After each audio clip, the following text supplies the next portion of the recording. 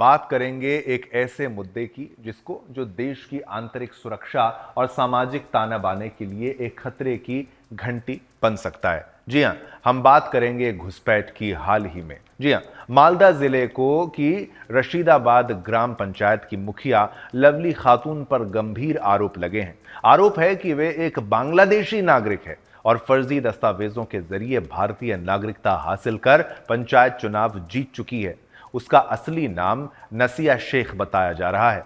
इस मामले में कलकत्ता हाईकोर्ट में मामला दर्ज होने के बावजूद 6 महीने से कोई ठोस कार्रवाई नहीं हुई है, जिससे सवाल उठ रहे हैं कि क्या जिम्मेदार अधिकारी और सरकार इस गंभीर आरोप को नजरअंदाज कर रही है। दस्तावेजों के मुताबिक उनका वोटर कार्ड 2015 में और जन्म प्रमाण पत्र 2018 में जारी हुआ था, लेकिन मामले की जांच में पता चला है कि दस्तावेजों में उनके पिता का नाम शेख मुस्तफा दर्ज है, जबकि असली नाम जमील बिस्वास है। इतना ही नहीं बल्कि राष्ट्रीय जनसंख्या रजिस्टर यानी एनपीआर में भी लवली का कोई रिकॉर्ड मौजूद नहीं है। अब ये खुलासा कैसे हुआ वो भी जान लीजिए। इस मामले की शुरुआत पंचायत चुनाव में लवली के खिलाफ हारने वाली रेहाना सुल्ताना द्वारा कलकत्ता हाईकोर्ट में मामला दर्ज कराने से हुई है। वकील अमलान भाडुड़ी ने बताया कि अदालत में पेश किए गए सबूत बताते हैं कि नसिया लवली बांग्लादेशी नागरिक हैं और उनके द्वारा प्रस्तुत ओबीसी प्रमाण पत्र भी फर्जी है। अदालत ने चांचल के एसडीओ को मामले की विस्तृत रिपोर्ट प्रस्तुत करने का आदेश दिया है, लेकिन 6 महीने बीतने के बावजूद भी कोई कार्रवाई नहीं हुई है। अब गांव वालों का दावा क्या है वो जान लीजिए। गांव के कई लोग हैं, उन्होंने लवली खातून के खिलाफ बयान दिए हैं। रियाज आलम नाम के एक गवाह ने माना कि लवली नसिया गांव की निवासी नहीं है। उन्होंने ये भी कहा कि शेख मुस्तफा को नसिया का पिता बना दिया गया है, जबकि गांव के लोग जानते हैं कि मुस्तफा की बेटी लवली नहीं है। गवाहों ने पंचायत में दस्तावेजों के साथ हेराफेरी और फर्जी हस्ताक्षरों की भी बात कही है। अब टीएमसी पर भी सवाल उठे हैं, वो कैसे? ये मामला तृणमूल कांग्रेस की साख पर भी सवाल खड़े कर रहा है। टीएमसी पर आरोप है कि नसिया को राजनीतिक संरक्षण मिला है, जिसकी वजह से वे पंचायत प्रमुख बन पाई।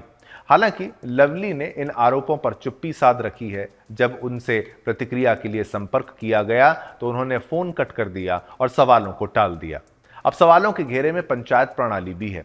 अब तक 6 महीने बीत जाने के बावजूद मामले में कोई ठोस कार्रवाई नहीं हुई है। स्थानीय लोग और विपक्षी दल इस मुद्दे पर कार्रवाई की मांग कर रहे हैं। फिलहाल ये मामला न सिर्फ अवैध घुसपैठियों से जुड़े मुद्दे पर सवाल खड़े करता है, साथ ही भारत की पंचायत प्रणाली और टीएमसी को भी कटघरे में भी खड़ा करता है। अब इस खबर का सार भी क्या है वो भी संक्षेप में समझ लीजिए।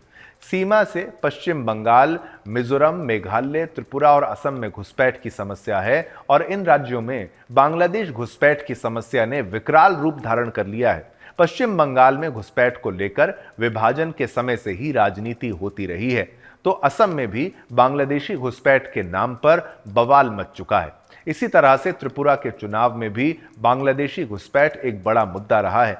यह मुद्दा कुल मिलाकर राष्ट्रीय मुद्दा बन गया है और इसे लेकर राष्ट्रीय स्तर और विभिन्न राज्यों में जमकर राजनीति होती रही है। पश्चिम बंगाल का बांग्लादेश से सीमाई इलाका सबसे अधिक है और इसमें भी सबसे ज्यादा सीमा समुद्री इलाकों से गुजरती है। इस कारण से इन समुद्री इलाकों में निगरानी अपेक्षाकृत कम हो पाती है और इन इलाकों से बंगाल में सबसे ज्यादा घुसपैठ होती है और बंगाल की राजनीति में घुसपैठ का मुद्दा छाया रहता है। चाहे वे लेफ्ट की सरकार हो या फिर तृणमूल कांग्रेस की सरकार, घुसपैठ को राजनीतिक मजबूती का आधार बनाती रही है। ममता बनर्जी की सरकार पर आरोप है कि पार्टी और सरकार के स्तर पर घुसपैठ को एक विशेष समुदाय के लोगों की तुष्टीकरण की राजनीति वो कर रही है। बीजेपी ने घुसपैठ का कड़ा विरोध किया है। लेफ्ट और ममता बनर्जी की सरकार पर घुसपैठियों को प्रश्रय देने के आरोप हैं, यानी श्रेय देने के आरोप हैं। वहीं बीजेपी ने घुसपैठ को रोकने के लिए इसे चुनावी मुद्दा भी बनाया है। केंद्र सरकार ने इस बाबत बीएसएफ को अधिकार दिए हैं और सीमा पर सख्ती बढ़ाने का काम कर लिया है। ममता बनर्जी ने बीएसएफ के अधिकार बढ़ाने को लेकर भी खुला विरोध किया था और बीजेपी पर अल्पसंख्यकों के खिलाफ प्रताड़ना का आरोप लगाया था। दरअसल लेफ्ट के सीएम ज्योति बासु और बुद्धदेव भट्टाचार्य पर ममता घुसपैठ को लेकर आक्रामक रही हैं, लेकिन सत्ता में आने के बाद ममता के सुर और नीतियां इस मामले पर बदलते दिखी ही हुई हैं।